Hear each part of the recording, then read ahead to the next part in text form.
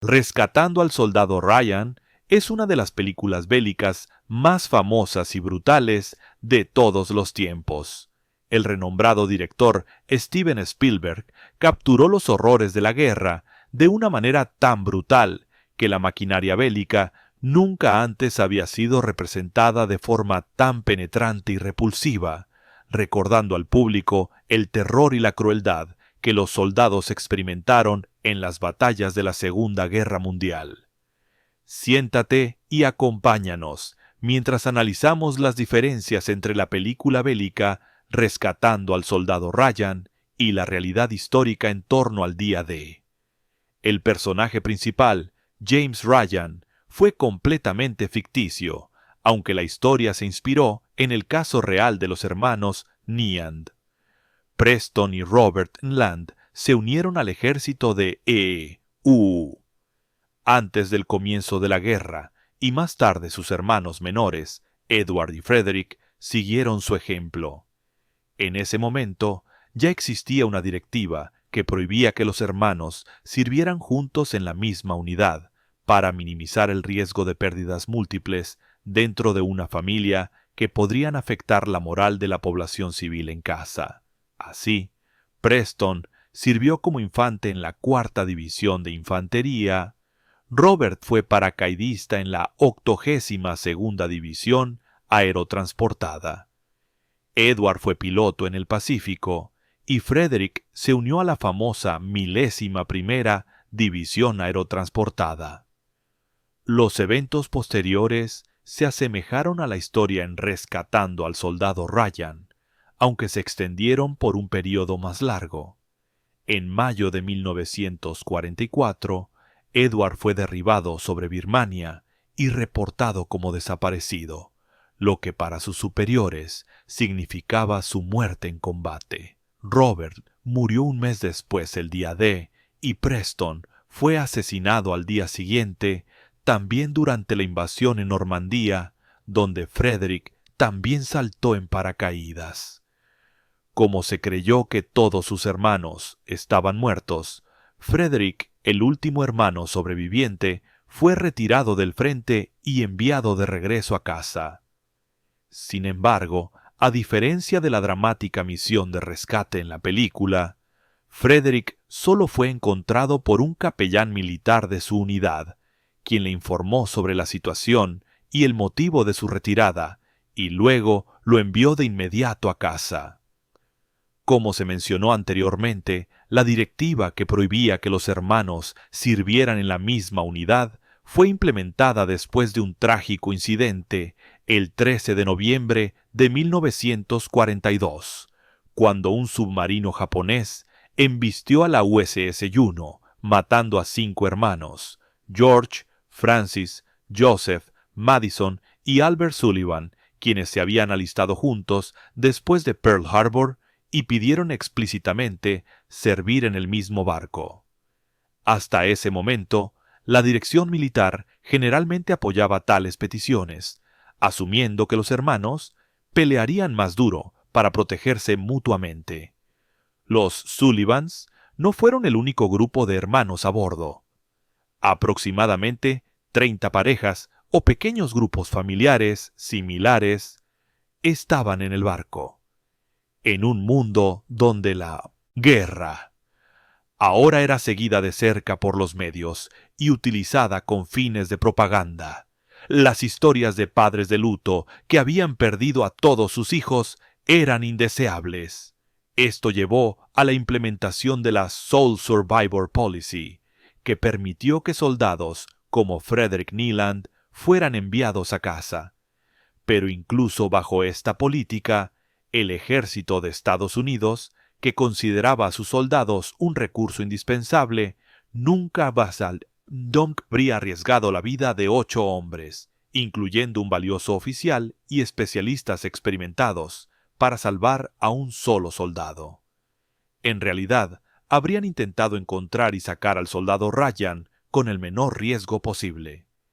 Si esto no hubiera sido posible, por trágico que fuera, el ejército no habría puesto en peligro las vidas de 8 soldados por un solo hombre, incluso si cumpliera con los requisitos de la Sole Survivor Policy. Dado que el personaje de James Ryan está libremente inspirado en Frederick Land, cuya historia y escape del frente no fueron tan dramáticos, no es sorprendente que los demás personajes también sean completamente ficticios. A diferencia de Ryan, no tienen siquiera una conexión parcial con personas reales. Ya sea el Capitán Miller, interpretado por Tom Hanks, Capazo, interpretado por un joven Vin Diesel con el cabello largo, o cualquiera de los otros de la Band of Brothers, todos son creaciones puras de los guionistas. Si hay algo por lo que la épica bélica de Spielberg, Rescatando al Soldado Ryan, recibe muchos elogios, es por la representación impactante y realista del desembarco del día D en Omaha Beach. Las filmaciones duraron 4 semanas y costaron alrededor de $11 millones. Miles de extras participaron, muchos de ellos reservistas del ejército irlandés, ya que la escena se filmó en una playa de Irlanda que fue remodelada para parecerse a Omaha Beach. Spielberg también contrató a entre 20 y 30 extras con amputaciones que fueron utilizados en las brutales escenas de soldados perdiendo extremidades durante el desembarco. Estos esfuerzos lo ayudaron a mostrar de manera efectiva la brutalidad cruda de la batalla y las armas, hasta el punto de que el Departamento de Veteranos de EU estableció una línea de apoyo gratuita para veteranos durante 2 semanas, para aquellos que se sintieron gravemente traumatizados después de ver la película. Cientos de personas lo han utilizado. Sin embargo, la escena presenta una sutil inexactitud.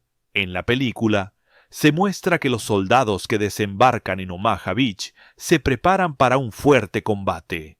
Se preparan para saltar a un agua de más de 1,80 metros de profundidad y se preparan para una feroz batalla. Pero la verdadera razón de que la batalla en Omaha Beach fuera tan sangrienta y difícil para los aliados fue que los bombardeos previos no lograron destruir completamente las defensas alemanas, especialmente las posiciones de ametralladoras. Los aliados no esperaban esto. De hecho, esperaban un desembarco relativamente suave y un avance rápido, como ocurrió en otras playas como Juno, Utah, Gold y Sword. Por lo tanto, las tropas estadounidenses, al acercarse a Omaha por la mañana, estaban llenas de confianza y esperaban poca resistencia. Se sorprendieron completamente por la intensidad de la defensa y el tamaño de las fuerzas alemanas que los esperaban. Otra libertad creativa que tomó el filme es la distorsión espacial y temporal. Por ejemplo, en la película, da la impresión de que la distancia desde la costa hasta los búnkeres era de solo unos 50 metros, cuando en realidad los soldados tuvieron que cubrir unos 400 metros bajo fuego. El avance a través de las líneas alemanas no duró los 20 minutos que se sugieren en la película. En realidad, duró varias horas desgastantes, especialmente debido a las extensas alambradas de espino. Al final, la verdadera batalla fue mucho más desafiante para los aliados de lo que Spielberg retrató. Sin embargo, su logro cinematográfico merece admiración. A pesar de sus desviaciones históricas, la escena del desembarco fue muy elogiada por los expertos, especialmente por su diseño de sonido. El impacto de las balas en metal, piedra y arena se muestra como extremadamente realista. Pero aquí también Spielberg cometió un error común en Hollywood. En una secuencia submarina, vemos a soldados estadounidenses escondiéndose o ahogándose bajo el agua, mientras ametralladoras alemanas disparan ráfagas bajo el agua, y las balas vuelan varios metros en línea recta y matan a personas bajo las olas. En realidad, las balas no se comportan así. No importa cuán potente sea el arma, una bala pierde rápidamente velocidad al impactar con el agua y se desvía rápidamente de su curso. La resistencia del agua es tan grande que una bala normalmente solo viaja unos pocos centímetros bajo el agua antes de volverse inofensiva. Mientras que hoy en día se han desarrollado armas y municiones especiales para disparos bajo el agua. Durante la Segunda Guerra Mundial, ni el ejército alemán ni el estadounidense disponían de tales armas. Hablando de balística, aquí hay un pequeño problema. En la película, las ametralladoras alemanas disparan de forma continua desde los búnkeres de defensa, cegando a las tropas aliadas.